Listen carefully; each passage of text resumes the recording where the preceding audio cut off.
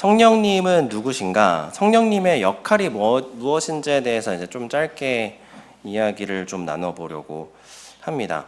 말씀드린 것처럼 조금 그동안에 3주간 같이 나눴던 말씀의 내용이 사실 굉장히 방대한 분량이었어요.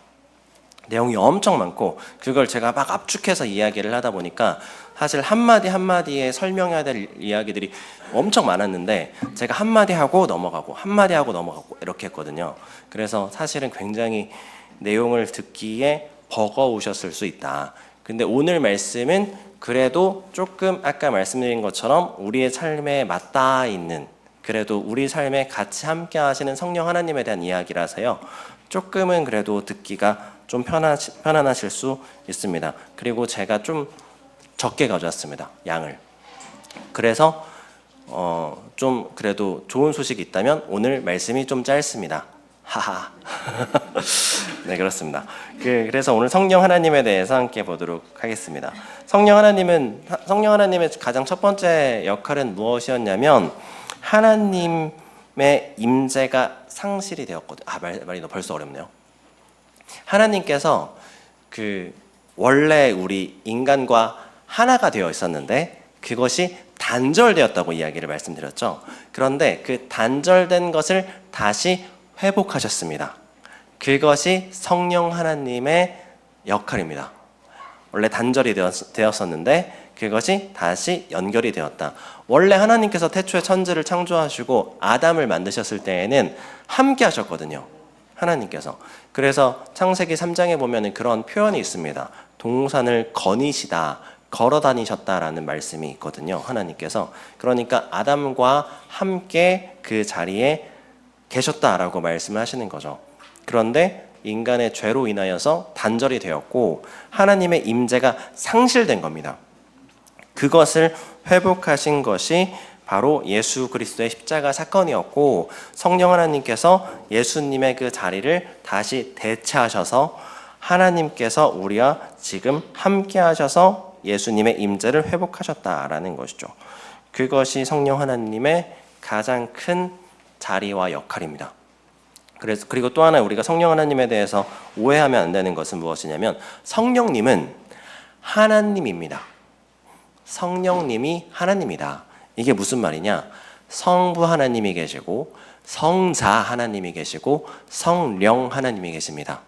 성부 아버지 하나님, 성자 예수님 하나님, 그리고 성령 영이신 하나님, 이렇게 세 분으로 우리가 삼위로 계신다라고 말씀을 하시는데 그 세 분이신데 세 분이 한 분이시다라는 그 교리가 삼위일체 교리죠. 그 삼위일체 교리의 그 기본은 무엇이냐면 세 분이신 하나님이 똑같은 권위를 가지고 계신다. 그래서 성령 하나님의 비중이 좀 우리에게 작게 느껴지기 때문에 우리는 성령 하나님께서 조력자라고 생각을 하지만 그렇지 않습니다. 똑같이 하나님, 똑같은 성부 하나님, 성자 하나님과 똑같은 하나님이시다라는 것이죠. 그래서 그 성령 하나님께서 언제 우리의 삶에 임재하셨는가? 요한복음 14장 16절에 내가 아버지께 구하겠으니 그가 또 다른 보혜사를 너희에게 주사 영원토록 너희와 함께 있게 하리니 성령 하나님, 성자 하나님께서 예수님께서 승천하실 때 성령 하나님 또 다른 보혜사가 우리에게 임재하셨습니다. 그때로부터 우리와 계속해서 함께 계시는 하나님이시다 라고 말씀을 하십니다. 성령 하나님은 그래서요 실제하십니다. 이게 중요합니다. 실제하신다. 지금 이 공간에 함께 충만하게 임재해 계십니다. 그리고 내 안에도 성령 하나님께서는 임재하고 계시죠. 그렇게 하나님께서는 우리의 삶을 살아나게 하셔서요 선한 길로 인도하십니다. 그 성령 하나님께서 그래서 오늘 말씀을 통해서 무엇을 보려고 하느냐, 그 성령 하나님께서 내 삶을 어떻게 살아나게 하시는가, 이것을 같이 말씀을 통해서 확인을 해보도록 하겠습니다. 성령 하나님께서는 우리의 삶을 어떻게 살아나게 하시는가? 정신이 돌아오게 하셔서 내 삶을 살아나게 하십니다. 누가복음 15장에 보면 탕자의 비유가 나오거든요. 둘째 아들이 저번에 한번 최근에도 말씀드렸죠. 탕자의 비유. 둘째 아들이 아버지를 찾아갑니다. 내 몫을 주십시오. 아버지 돌아가시고 나면 저한테 주실 그 목 있잖아요. 그거 저한테 미리 땡겨 주십시오. 해서 재산을 받아가지고 집을 나갑니다. 그래서 멀리 다른 나라로 떠나게 되어졌고 거기에서 방탕한 생활을 이어가게 되죠. 그리고 거기에서 돈을 흥청망청 다 쓰고 종과 같은 자리에 앉게 되었다. 그런데 그때 무슨 표현이 등장을 하냐면 누가복음 15장 17절에 그제서야 그는 제정신이 들어서라고 표현을 하거든요. 제정신이 들었다. 정신이 돌아왔다라고 말씀하시는 거죠. 정신 나갔었는데 정신이 돌아온 겁니다. 정신 나갔다라는 그 표현은 그래서 굉장히 어떻게 보면 기독교적이죠. 정신이 나갔다가 정신이 돌아왔다. 그래서 영어로도 그 장면을 뭐라고 표현을 하고 있냐면요. 영어 성경을 보면 finally 마침내 he came to his senses라고 나오거든요. 그러니까 마침내 그의 감각들이 돌아왔다라고 표현을 하고 있습니다. 그의 정신이 돌아왔고 그의 감각들이 돌아왔다. 정신이 나갔다가 다시 돌아오게 되어진 사건, 그것이 성령이 임재하셨을 때에 나타나는 사건이다라는 것이죠. 그러니까 성령님 하나님께서 임재하시면요, 우리가 하나님으로부터 떨어져 있었던 우리의 정신이, 우리의 영혼이 다시 돌아오게 되어 있습니다. 지난주에 죄에 대해서 말씀을 드렸었죠. 죄라는 것을 뭐라고 말씀드렸죠? 제자리에서 벗어난 상태, 이것을 죄라고 말씀하신다고 하셨죠. 그러니까 죄는 하나님이 없는 것처럼 살아가는 상태를 죄라고 말씀을 하십니다. 그럼 회개를 뭐라고 말을 하느냐? 회개는 돌아선 상태, 컨버전이라고 이야기를 하는데 영어로 방향 전환이라고 이야기를 합니다. 그러니까 하나님을 등지고 살았던 삶에서 그 삶의 방향을 하나님께로 되돌렸다. 하나님을 벗어나서 살았는데 이제는 다시 하나님 안으로 돌아와서 살아가게 되었다. 이것이 바로 회개의 의미라는 것이죠. 그래서 성령 하나님께서는 우리에게 하나님의 벗어 있었던 그 상태를 돌이키신다라고 말씀을 하십니다. 그러니까 죽어 있는 상태, 하나님을 벗어나 있다라는 것은 죄와 동시에 우리가 죽어 있다라는 것과 동일한 의미거든요. 그러니까 죽어 있는 상태에서 성령 하나님께서 우리를 살아있는 상태로 변화시키셨다라고 말씀을 하시는 것이죠. 죽어있는 상태라고 이야기를 하면 우리가 조금 오해할 수 있는데 겉으로 보면 우리가 죽어있는지 살아있는지 알 수 없습니다. 사실 죽어있다라고 이야기를 하면 막 사람이 죽어간다, 그게 아니고요. 죄라는 것이 우리가 겉으로 보면 잘 알 수 없는 것처럼 하나님 안에서 우리가 벗어난 상태로 살고 있을 때 우리가 겉으로 잘 티가 안 납니다. 겉으로 보면 하나님이 없는 데 살아갈 때 티가 잘 나지 않죠. 그래서 내가 지금 죄 가운데에 있는지, 내가 영적으로 죽어있는 상태에 있는지 사실 평소에 잘 스스로 깨닫기가 쉽지가 않습니다. 목사님들이 죄 가운데 살아갈 때가 있을까요? 없을까요? 있습니다, 당연히. 근데 의외로 언제 그런 시간을 맞이를 하게 되냐면요, 예배 끝난 직후에 한 주 동안요, 그 목사님들이라고 말하면 좀 그러니까 그냥 제 얘기라고 할게요. 한 주 동안 사실 목사님들은 대부분 주일에 맞춰서 살아갑니다. 주일에 한 주가 끝나고 주일로 새로운 한 주가 시작되죠. 그래서 주일을 준비하면서 살아갑니다. 그래서 사실 주일을 준비한다고 해도 말씀 준비하는 거죠. 말씀을 막 준비를 해요, 한 주 동안. 그러면 영적으로 엄청난 긴장 상태에서 계속 살아가거든요. 그러면 주일의 예배 시간에 말씀 이렇게 선포하고 사실 거의 쏟아냅니다. 이렇게 쏟아내면 예배가 끝나면 갑자기 이렇게 마음이 그 영적인 밀도가 확 낮아집니다. 그래서 공허함이 이렇게 확 생기거든요. 그래서 마치 하나님이 없는 상태가 있는 것처럼 느껴지죠. 그 전까지는 영적으로 막 밀도 있게 살다가 갑자기 그게 확 사라지는 것 같은 느낌을 예배가 끝나면 느낍니다. 의외로 목사님들이. 그래서 우리가 이 비슷한 게 뭐냐면요. 우리가 사실 세상을 살아갈 때에는 잘 죄를 짓지 않고 살아갈 때가 많습니다. 왜냐하면 영적인 긴장 상태에 살아갔기 때문에. 직장 생활을 할 때나 아니면 학교 생활을 할 때 우리가 영적으로 좀 긴장되어 있는 상태로 살아간다는 거죠. 그래서 죄 가운데, 그러니까 하나님이 없는 상태에서 잘 살아가지 않습니다.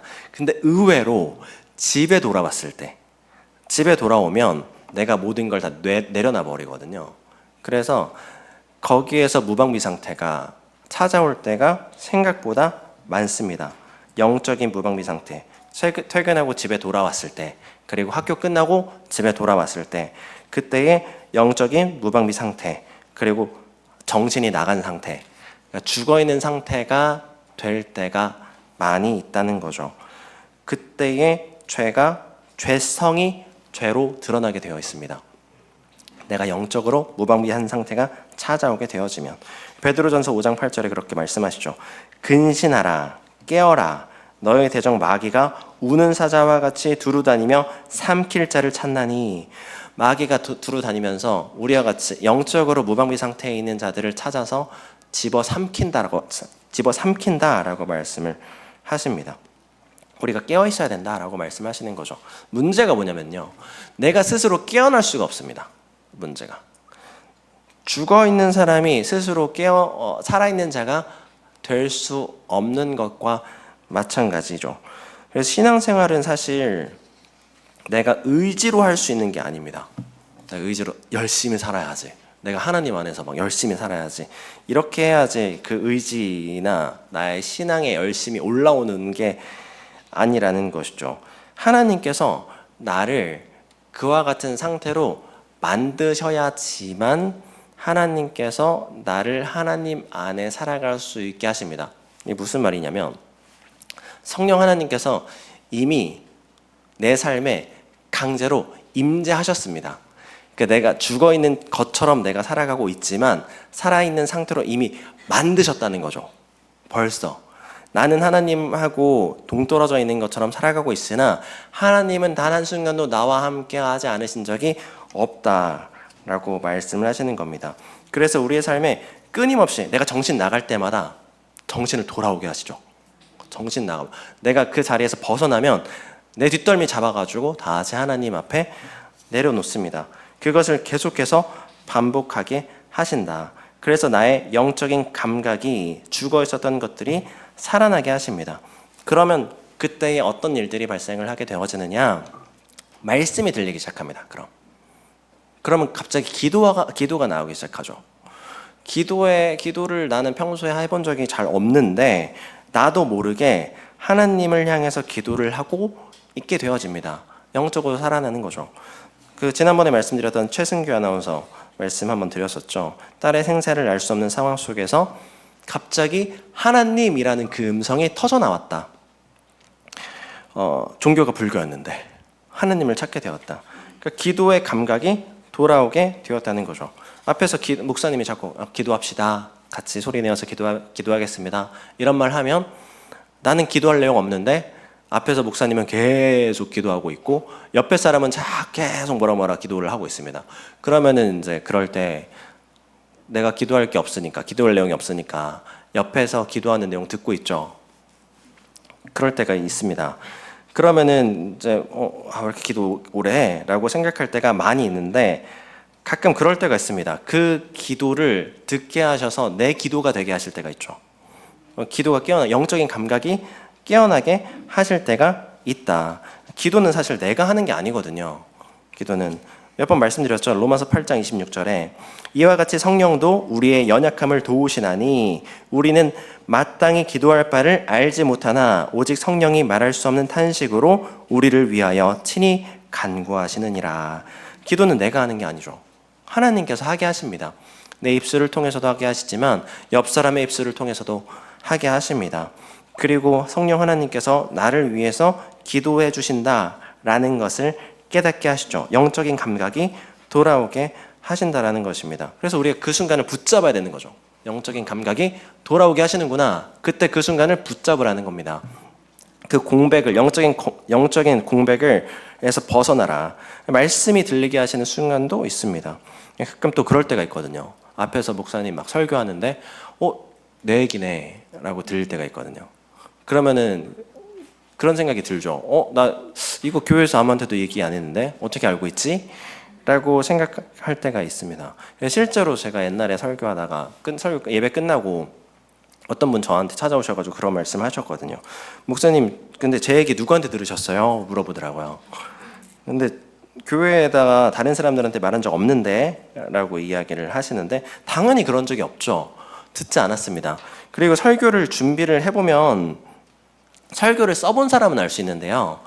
누구를 이렇게 놓고 설교를 쓸 수가 없습니다. 절대. 그렇게 설교 준비가 절대 안 됩니다. 신방 설교할 때는 좀 그런 게 있죠. 말씀 준비하고 그 말씀을 적용을 하게 하는 거지 막 어떤 사람을 놓고 내용을 준비할 수가 없습니다. 말씀 준비는 하나님께서 듣게 하시는 거죠. 듣는 마음을 드디어 허락하신 겁니다. 열왕기상 3장 9절에 말씀하시죠. 솔로몬이 하나님께 구하였던 마음, 듣는 마음, 그 듣는 마음을 비로소 허락하여 주신 것이죠. 그래서 우리 영적인 감각이 살아나게 하신 것입니다. 지난주에 그 코미디언 김용만 씨가 어떤 간증 프로그램에 나왔었거든요. 근데 나와서 이런 이야기를 합니다. 잘못한 일이 있어가지고 자숙 기간에 이제 들어가게 된 거예요. 근데 내일 기사가 납니다. 근데 어머니가 기사를 보고 아들 소식을 접하게 되면 너무 슬프실 수도 있으니까 낙심하실 수도 있으니까 미리 말씀을 드려야겠다 해서 전화를 드렸답니다. 어머니한테 전화를 드려서 이런 일이 있어가지고 제가 당분간 자숙을 좀 해야 될 것 같습니다. 그런 내용의 기사가 내일 나올 겁니다. 이렇게 어머니한테 말씀을 드린 거죠. 근데 어머니가 그 이야기를 듣고 굉장히 담담하게 그렇구나. 그러면서 뭐라고 말씀을 하셨느냐? 야, 그러면 너 성경책에 욥기라는 부분이 있는데 그거 한번 읽어봐 라고 말씀을 하셨대요. 근데 놀라운 건 뭐냐면 이제 이 코미디언 김용만 씨가 되게 오랫동안 기독교인으로서 생활을 했는데 처음으로 이제 성경을 펼친 거죠. 그 전까지는 한 번도 성경을 읽어본 적이 없었답니다. 한 번도 자기 손으로 성경책을 펼쳐본 적이 없었는데 그때 이제 처음으로 욥기를 찾아서 성경을 읽게 되었다라고 이야기를 합니다. 그 전에 그렇다면 김용만 씨가 성경을 읽어보자는 이야기를 한 번도 들은 적이 없었을까? 당연히 있었겠죠. 그런데 그때 이제 들린 겁니다. 비로소 영적인 감각이 깨어나기 시작한 것이죠. 그렇게 하나님께서는 우리에게 영적인 감각이 살아나게 하십니다. 성령 하나님께서는. 근데 우리는 그것을 붙잡아야 한다. 그래서 오늘 읽어볼까? 말씀 좀 읽어볼까? 기도 좀 해볼까? 오늘 좀 찬양 한번 들어볼까? 오늘 그냥 가요 말고 오늘은 CCM 들으면서 가볼까? 라는 마음이 들었을 때에는 그게 내가 갖는 마음이 아니고요. 난 죽어있는 자이기 때문에 그런 마음이 들 수가 없습니다. 하나님께서 나에게 그와 같은 마음을 허락하여 주시는 거죠. 그럼 그 마음이 들었을 때 내가 그 마음을 붙잡아야 된다라는 것입니다. 그 마음을 붙잡았을 때 나의 영적인 공백이 사라지게 되어주고 그 자리를 성령 하나님의 영적인 감각이 살아나게 하심으로 말미암아 나를 옳은 길로 인도하신다라고 말씀을 하시는 것입니다.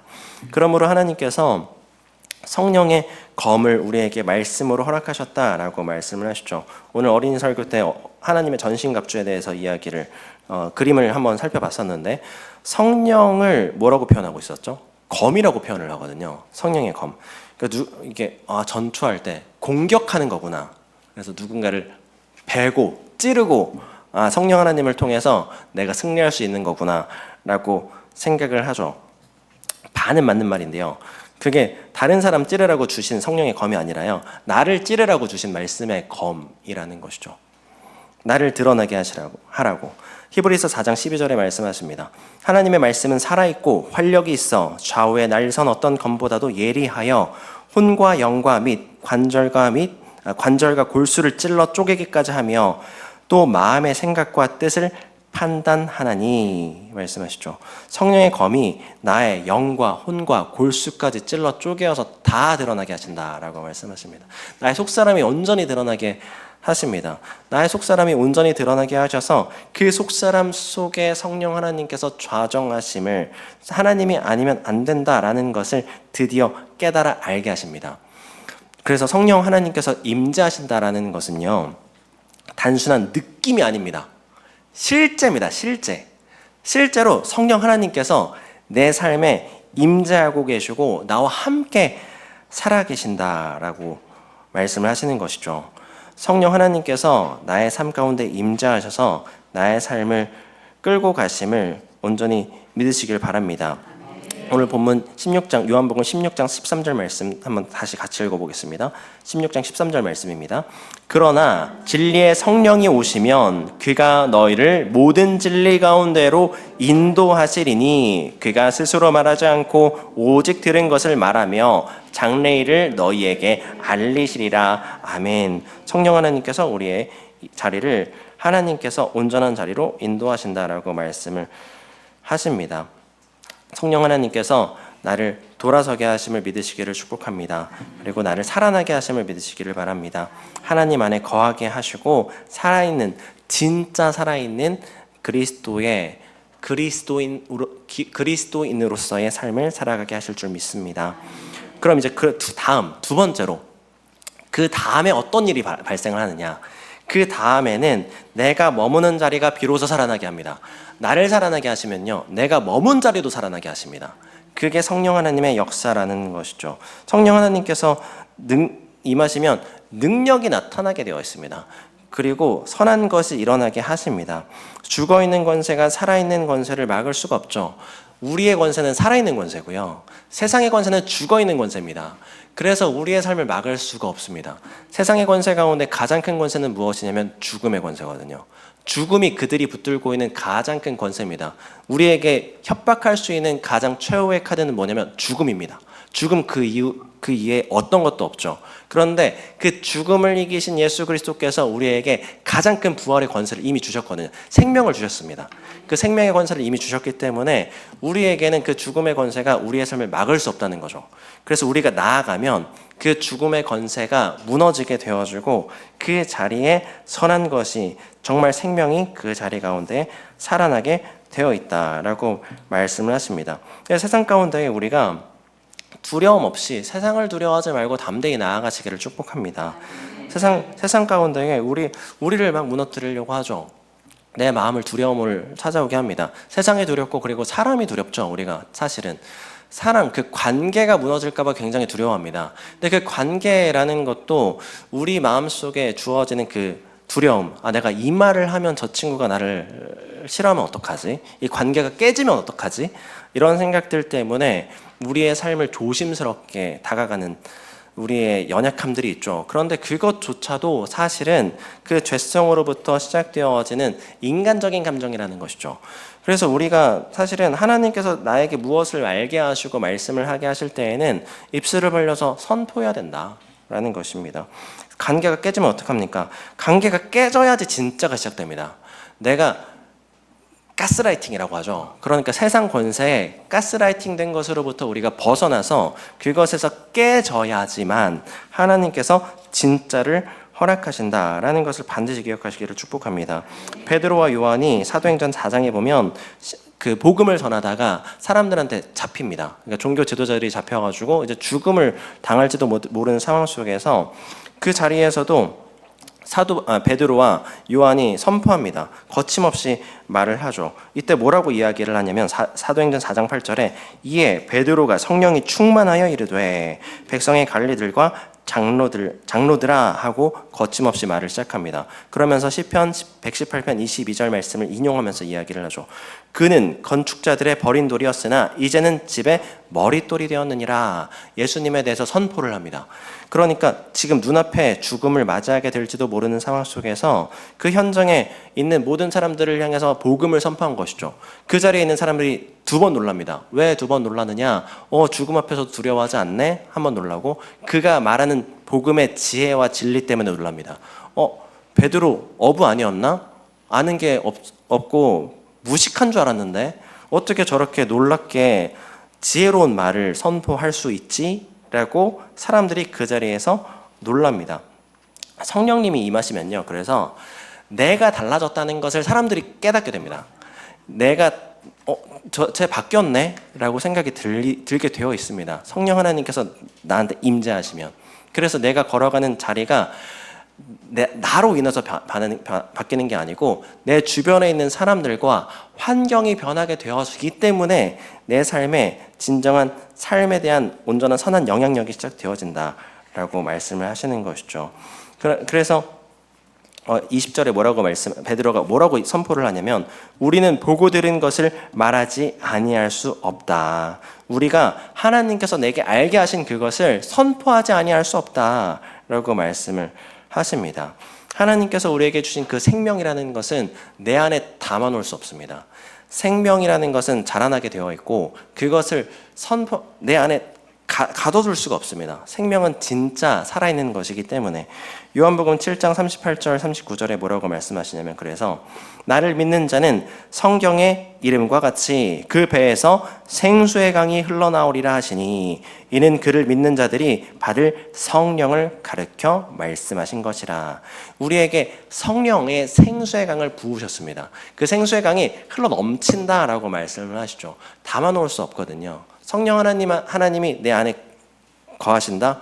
말이 안 되죠. 하나님의 무한하심은 내 안에 담아놓을 수 없는 것이기 때문에 성령 하나님의 그 생명을 내 안에 시작되었다면 거기에서부터 생수의 강이 시작되어짐을 반드시 믿으시기를 축복합니다. 하나님께서 내게 진짜 생명을 허락하시고 나를 통하여서 나를 살아나게 하셔서 세상을 살아나게 하시고 나를 일어나게 하셔서 세상을 일어나게 하시고 나를 걸어가게 하셔서 복음을 선포하게 하심으로 말미암아 하나님의 역사를 세워가실 줄 믿습니다.